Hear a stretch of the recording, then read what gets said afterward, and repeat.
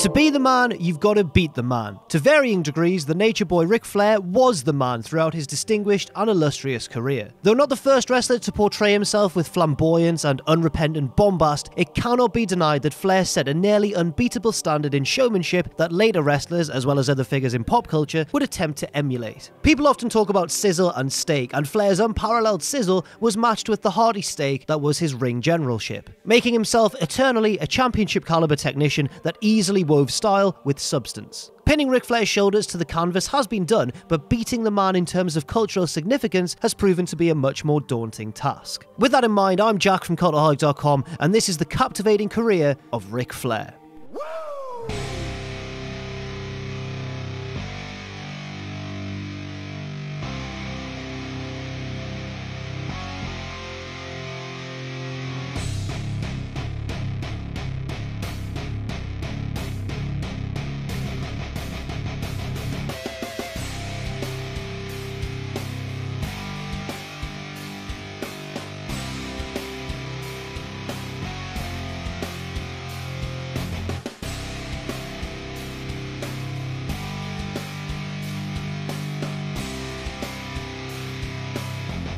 Any dreams of champagne and glitz were far beyond the horizon when Flair began his grueling training under Verne Gagne in the early 70s. He was in a class that included Gagne's son Greg, as well as Jim Brunzell, Ken Patera, and the Iron Sheik. Flair actually attempted to quit the boot camp-like training, only to be coaxed back by Gagne, who saw a world of potential in the former football and track standout. In December 72, Flair wrestled his first match for AWA, going to a 10-minute draw with George Scrap Iron Godasky. In his wrestling infancy, Flair worked with a number of recognisable veterans, including Jimmy Valiant, Rene Goulet, and Larry the Axe Hennig. After extensive time spent in both AWA and Japan's International Wrestling Enterprise, Flair settled into what would become his true stomping ground in the spring of 1974, Jim Crockett's Mid-Atlantic territory. Flair was a regular tag team wrestler in his earlier time with Crockett, winning the circuit's tag titles with Rip Hawk in July of that year. In February 75, Flair defeated Paul Jones to win Mid-Atlantic's television title, holding it for 6 months before dropping it back to Jones. In that half-a-year stretch, Flair retained the gold over the likes of Ken Patera, his old training partner,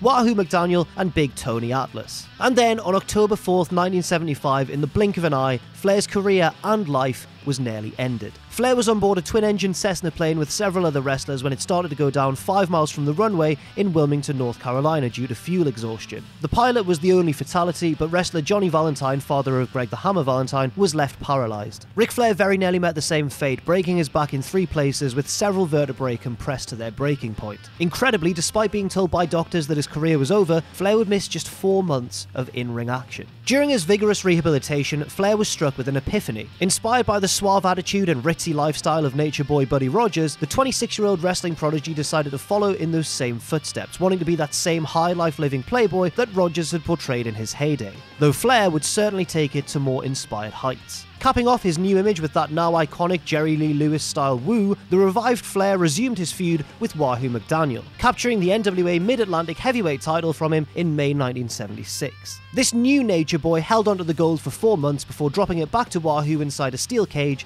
that September. As the 70s wore on, Flair remained part of various different title scenes, winning Mid-Atlantic Tag Gold alongside Greg Valentine, while also capturing television and United States championships. All 3 belts he would go to war over against Ricky Steamboat at different points. And yes, we will be talking more about Ricky Steamboat a little bit later on, perhaps Flair's greatest opponent of all time. These high-profile wins continued to rack up for the Nature Boy as he defeated Buddy Rogers in a Battle of the Nature Boys in Greensboro in July 1979. As the 80s began, Flair remained a staple of the United States title scene, battling Greg Valentine in an intense and lengthy rivalry, while making unsuccessful runs at the NWA World Heavyweight title held by Harley Race, and Flair would never actually hold that title. No, I'm just joking, of course he would. But on many occasions before ever actually holding the belt, Flair would be able to wrestle the legendarily tough Harley Race to a draw, a sign that Flair's stock was still very much on the rise. And finally, the day soon came on September 17th, 1981, when Flair defeated NWA World Champion Dusty Rhodes in Kansas City to capture the first of at least 16 reigns as wrestling's #1 kingpin. Now, we've been taught over the years that yes, Flair is a 16-time world champion, but the exact number is unclear. This is mainly due to disputed title switches Flair made against local champions in places outside of the continental United States, including Jack Veneno in the Dominican Republic and Carlos Colon in Puerto Rico. The reign came to an official end after 600 631 days on June 10th, 1983, when he lost the belt to Harley Race in St. Louis. In those 21 months, Flair tirelessly defended the belt in numerous territories, including the Carolinas, Florida, Georgia, St. Louis, Toronto, Texas, the Caribbean,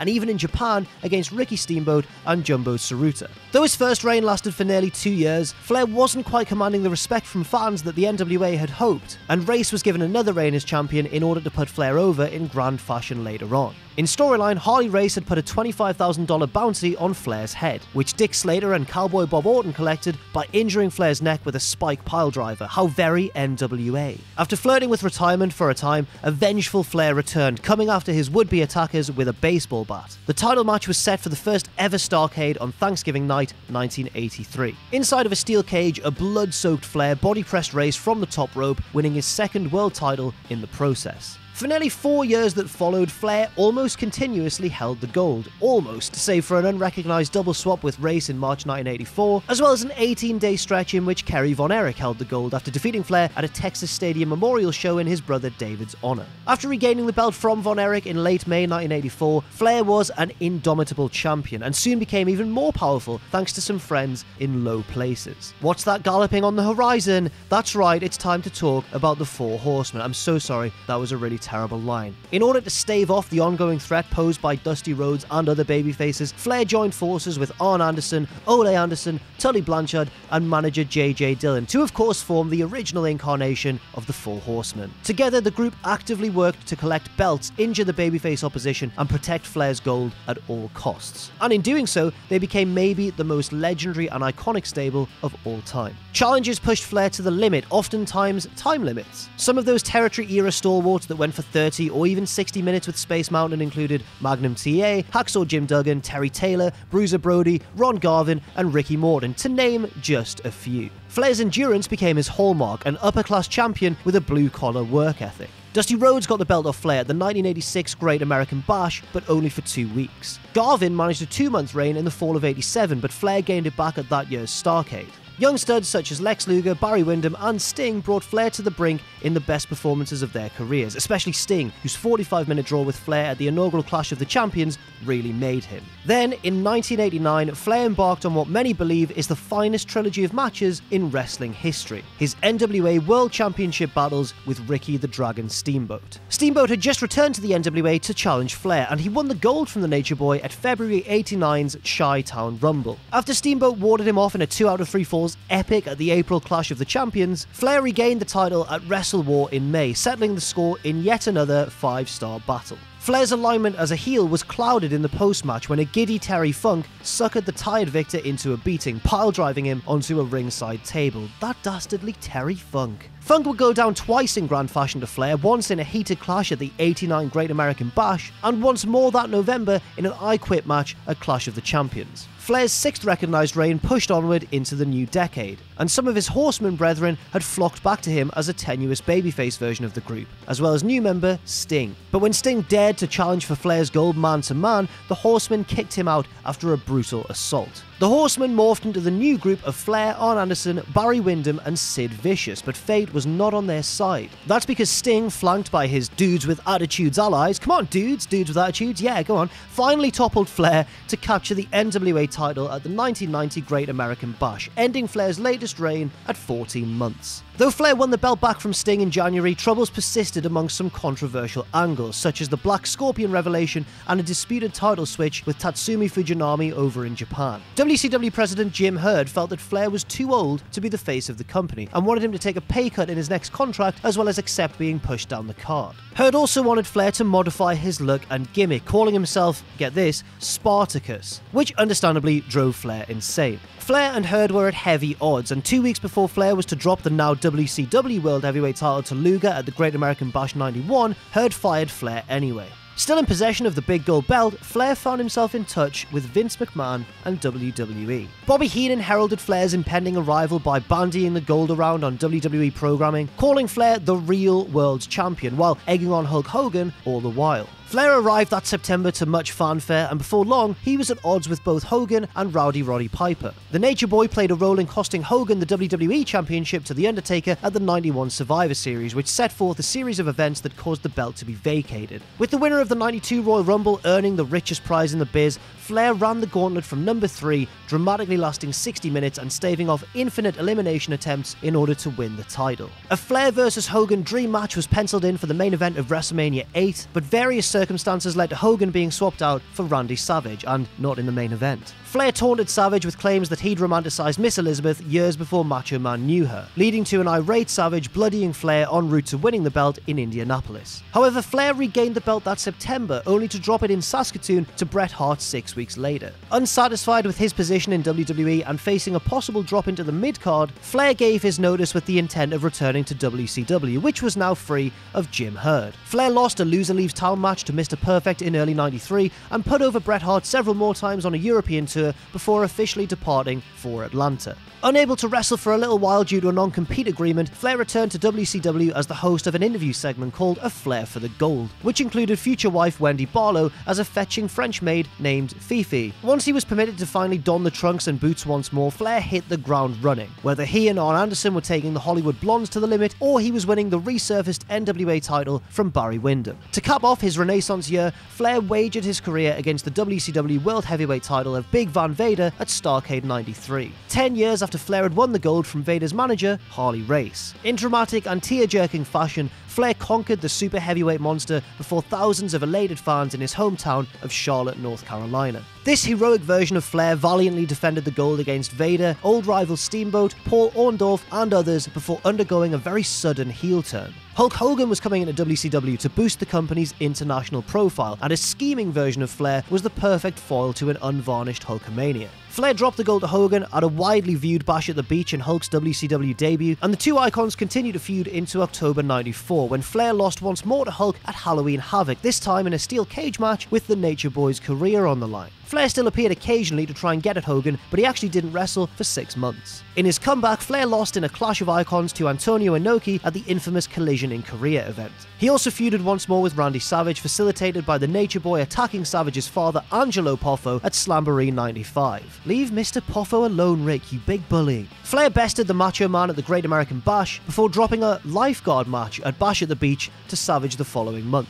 Not long after that, another new version of the Horseman emerged, as Flair, as he often did, double-crossed Sting with a phony face turn. He and Anderson flanked themselves with the unpredictable Brian Pillman and the efficient Chris Benoit. With this new Horseman in place, Flair won the WCW title twice more in late '95 to early '96, beating Macho Man Randy Savage both times. After an outgoing Pillman was ultimately replaced in the Horseman by Steve Mongo McMichael, Flair's Horsemen wouldn't be truly villainous for long, as the New World Order began their attempt to dismantle WCW with their relentless attacks. In this time, however, Flair remained highly focal as a beloved elder statesman, though he could never quite get the upper hand on the NWO. Real-life drama also played havoc with his career, as Flair no-showed an episode of WCW Thunder in April '98, spurring a messy legal situation between he and Eric Bischoff. The situation was resolved by September of that year, however, paving the way for a Horseman reunion in Greenville, South Carolina. Flair's grand return drew an ungodly crowd response, merely the prelude to him eviscerating Bischoff with the tirade to end all tirades. Isn't that something that so many people in the business would have surely loved to have done? Over WCW's final 2.5 years, more world titles were added to his collection, with regrettable angles like a WCW presidency, a fake heart attack, time spent in an asylum, and burial in the desert added very little to his career highlights. In March 2001, on the final episode of Monday Nitro, 52-year-old Flair wrestled old nemesis Sting one more time, putting over his younger rival in the center of the ring. His presence could certainly have livened up the tepid Invasion storyline, but Slick Rick wouldn't turn back up in WWE until after the Angle's demise that November. When he did show up, he was suddenly half owner of WWE, having bought Shane and Stephanie McMahon's company shares because, of course, that consortium was Ric Flair. Flair and McMahon warred bitterly in the months ahead, and WWE's chairman even submitted to a figure-4 leg lock at the Royal Rumble in 2002. But Flair's executive powers were temporarily restricted when he ran afoul of The Undertaker, or Big Evil Undertaker, that version, a personal score that was settled when Flair became became the Dead Man's 10th WrestleMania victim in Toronto, Canada. The Nature Boy went on to preside over Monday Night Raw as its general manager for about 2.5 months before losing control to McMahon in a hastily booked match that June. The wily veteran found better use that fall after turning heel, becoming Triple H's wily mentor in what amounted to the foundation of Evolution. Soon, Batista and Randall Keith would come under Flair's tutelage, and the group dominated Raw throughout 2003 and also much of 2004. The group's end, though, in 2005 brought about a face turn for Flair, who always did actually earn more cheers than boos around this time, despite his reinforced heel status. In something of an unexpected title change, Flair defeated Carlito at Unforgiven 2005, capturing the IC title. This made him one of the more unlikely WWE Triple Crown winners at the age of 56, having previously been a tag team champion with Batista. And of course WWE champion after winning the '92 Royal Rumble. Were you even paying attention? A blood-soaked feud with former protege Triple H followed, which gave us arguably Flair's last truly excellent matches in the form of a steel cage war at Taboo Tuesday 2005 and a hellacious last man standing match at Survivor Series. Going forwards, special Flair moments became more rare for the aging icon, until his McMahon-imposed retirement tour began in late 2007. Flair had to avoid losing in order to stay active, and eventually found himself face to face with Shawn Michaels at WrestleMania 24. In a highly emotional scene, Flair, who had gone into the Hall of Fame one night earlier, demanded that his longtime fan and supporter not go easy on him, and with a somewhat reluctant superkick, Michaels put Flair's 35-year career inside the ring to rest, but not before uttering those gut-wrenching words, "I'm sorry, I love you." At age 59, Flair had nothing more to prove, 16 world titles and an endless array of wrestling masterpieces